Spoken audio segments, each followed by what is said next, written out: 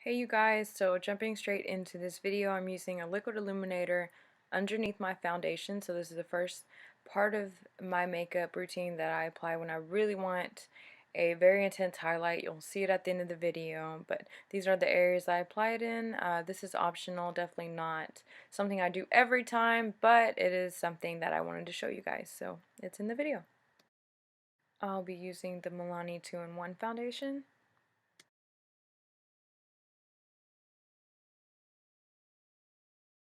And here I'm using the Real Techniques Beauty Blender Sponge. It's one of my personal favorites. It's super affordable. You can find it at Ulta, Walmart. I like this one in contrast to the original Beauty Blender because I feel like this one doesn't soak up as much of the product. It just redistributes everything really nicely, so it's one of my personal favorites. I absolutely love this Maybelline Fit Me concealer. It's also one of my favorites. It's at the drugstore. If you've never tried it, you guys definitely should give it a shot. I swear by it. It's so creamy and the texture is just so wonderful when applied with the skin and your setting powders, so I definitely recommend it.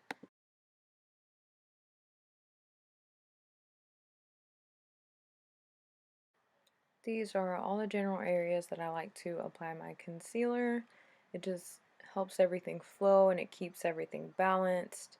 You don't have to, but I do recommend putting it underneath the eyes. Just kind of helps you look awake and refreshed.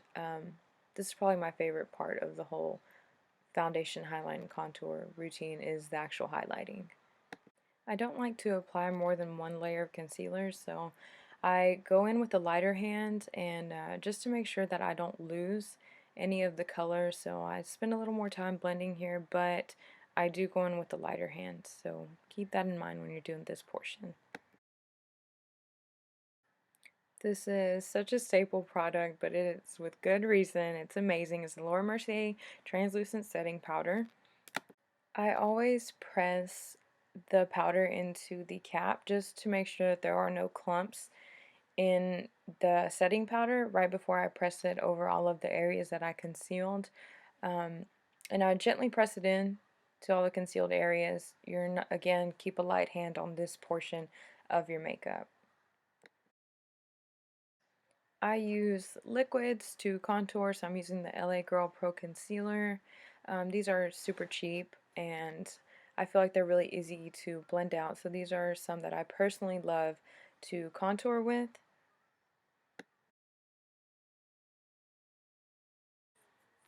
These are always the areas that I apply the concealer, and for a stronger contour I kind of go in with the concealer a little bit more, but you don't have to. You can barely put any and then just blend it out.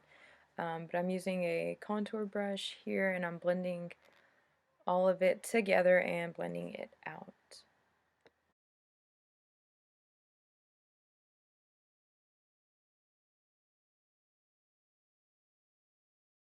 You don't want to see any harsh lines when you do this, so blend for as long as you need to. And I went over it several times until I got the desired effect.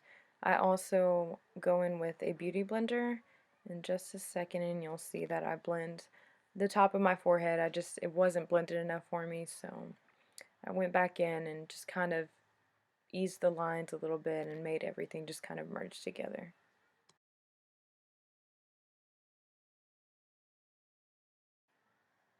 And here I'm using an e.l.f. blush palette. I'm going to apply it a little bit higher than the contour, so you're just kind of applying it a little bit above that. You want them to blend together, of course, but I apply it a little bit above my contour and blend them together.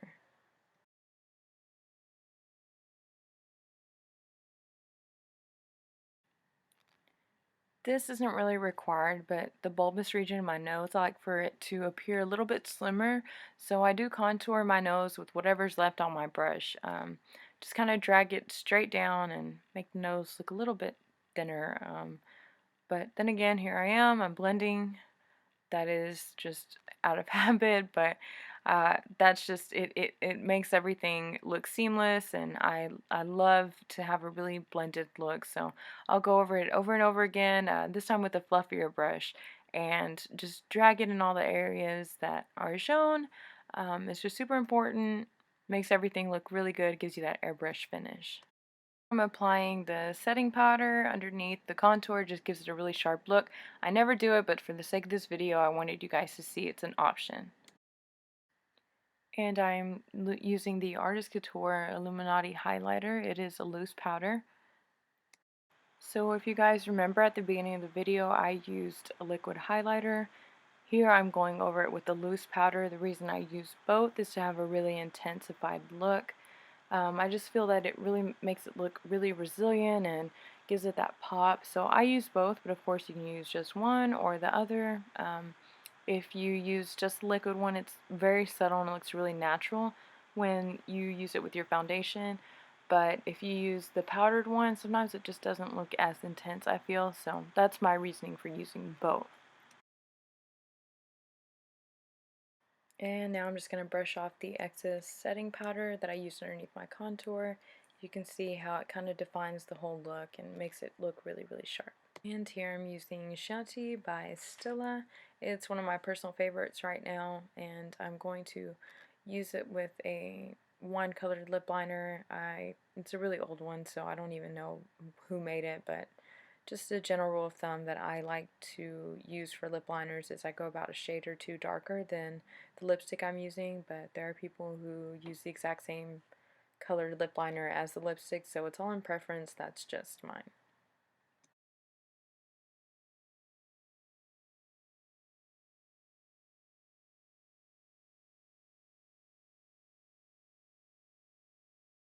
And this is the completed look. Thank you guys for watching. I hope this answered a lot of your questions and you are able to apply this to y'all's routine. But regardless, thank you guys so much for watching and joining me in this makeup journey. I'll catch you on the next video. Thank you.